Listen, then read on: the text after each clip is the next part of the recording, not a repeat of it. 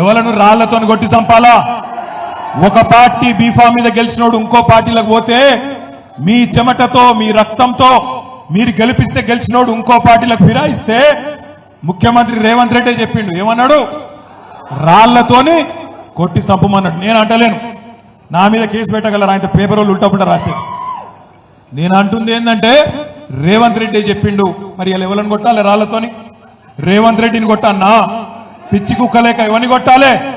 లేకపోతే మీ ఎమ్మెల్యే సంజయ్ని కొట్టన్నా? ఎవరిని కొట్టాలి మరి?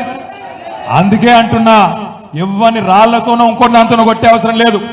రేవంత్ రెడ్డి నువ్వు మొగోనువైతే, నీకు దమ్ముంటే తీసుకున్న 6 ఎమ్మెల్యేలతో రాజీనామా చెప్పి ఓట్లతోని కొట్టి ఆ 6 కూడా శాశ్వతంగా రాజకీయ సమాధి చేసే బాధ్యత తెలంగాణ సమాజం తీసుకుంటుందనే మాట నేను విజ్ఞప్తి చేస్తున్నా. రేవంత్ రెడ్డి రెగ్యులర్ గా అంటుంటాడు, మొగోనివైతే ఇది చేయి, మొగోనివైతే అది చేయి. నేను అంటున్నా, రేవంత్ రెడ్డి మొగోనివైతే ఆ 6 రాజీనామా చెప్పి ఎలక్షన్లకు రా, జగిత్యాలకు రా, జగిత్యాల ప్రజలు సమాధానం చెప్తారనే మాట నేను విజ్ఞప్తి చేస్తా ఉన్నా. ఇంకొక మాట, ఒక్క రేవంత్ రెడ్డే కాదు, కాంగ్రెస్ వాళ్ళందరూ మాట్లాడిన శుద్ధపూసలు లెక్క. ఇక వాళ్ళ అధ్యక్షుడు కాబోయే ప్రధానమంత్రి అట, ఇప్పుడు leader of opposition Rahul Gandhi, ఆయనే మాట్లాడిండు, అది కూడా పెడతాను. भाइयों और बहनों, अदानी जी और मोदी जी एक हैं। यहां की जो सिंगरेनी की माइंस हैं उनको हम प्राइवेटाइज नहीं होने देंगे।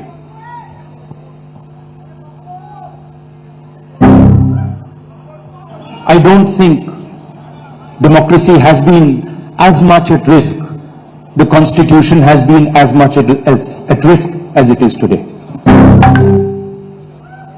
भाइयों और बहनों, ఆయన ఏం చెప్పిండంటే, రాహుల్ గాంధీ గారు, నెక్స్ట్ ఆ జీవన్ రెడ్డి సాబ్ కూడా పెట్టవాలి. రాహుల్ గాంధీ గారు చెప్పిండు, ఏం చెప్పిండు? ఒక పార్టీలో గెలిచి ఇంకో పార్టీలో ఫిరాయిస్తే, ఒక పార్టీలో గెలిచి ఇంకో పార్టీలో ఫిరాయిస్తే ఆటోమేటిక్ డిస్క్వాలిఫికేషన్ చేస్తా అని నరికిండు. రాహుల్ గాంధీ ఎక్కడో కదా హైదరాబాద్ లో తుక్కు కూడా మీటింగ్ పెట్టి మేనిఫెస్టోలో పెట్టి, ఇప్పుడే రమణ యాద్ చేస్తుండు, మేనిఫెస్టోలో కూడా పెట్టిండు. మేనిఫెస్టోలో పెట్టుడే కాదు, దానికి ఒక అందమైన పేరు పెట్టిండు, న్యాయం అట, న్యాయం, పాంచ్ న్యాయ్ అని పేరు పెట్టిండు. ఆ పాంచ్ న్యాయాలు ఏమున్నది? ఎవడన్నా ఒక పార్టీలో గెలిచి ఇంకో పార్టీలో పోతే, దొంగలలో కలిస్తే వాని ఆటోమేటిక్ డిస్క్వాలిఫికేషన్ చేస్తా అని ఈ మొగోడే చెప్పిండు, ఈ సిపాయి. దాని మీదకెళ్ళి పాపం మన జీవన్ రెడ్డి సాబ్ 2-3 రోజులు ఆగమాగమైంది.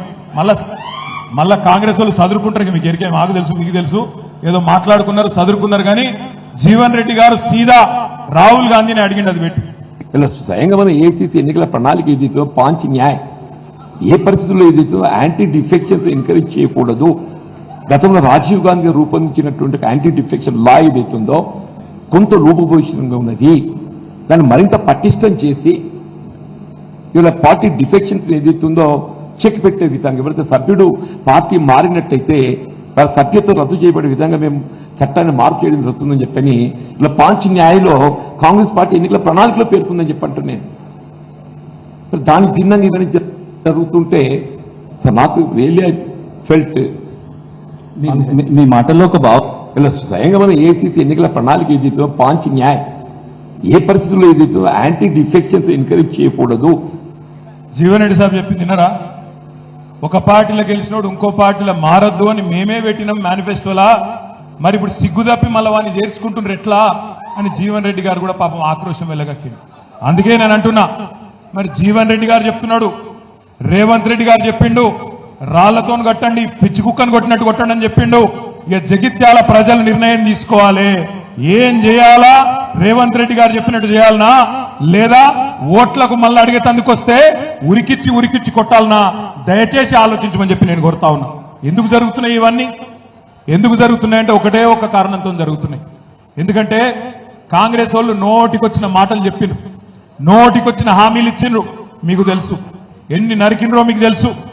డిసెంబర్ 8 నాడు అప్పటిదాకా ఉరుకుండ్రి బ్యాంకులకు 2 లక్షల లోన్లు తెచ్చుకోండి, నేను వెంటనే సంతకం పెడతా, డిసెంబర్ 9 నాడు రుణమాఫీ చేస్తా అన్నాడు. 7 నెలలాయే, ఇప్పటిదాకా ఏమీ లేదు, అతి లేదు, గతి లేదు. రోజొక్క తారీఖు చెప్తున్నారు, టైంపాస్ చేస్తున్నారు. ముసలోళ్ళ కేసీఆర్ 2000 ఇస్తుండు, నేను 4000 ఇస్తా. కేసీఆర్ ముసలమ్మకో ముసలయ్యకో ఇద్దరు ఒకరికే ఇస్తుండు, ఇద్దరికి ఇస్తా. నువ్వు ఆగురా రాజశేఖర్ రాజు ఆగు, మావాడు ఆగుతలేడు.